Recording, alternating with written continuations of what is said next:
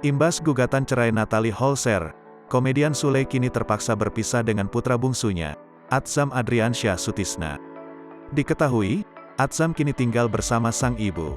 Berpisah dengan sang putra, membuat Sule begitu merindukan Atzam. Berbagai cara pun dilakukan Sule agar bisa melepas rindu pada sang anak. Salah satunya dengan cara meminta izin pada Natalie untuk membawa Atzam menginap di rumahnya yakni di Tambun, Bekasi. Rupanya, Natalie Holzer tak memberi izin untuk Sule membawa sang putra.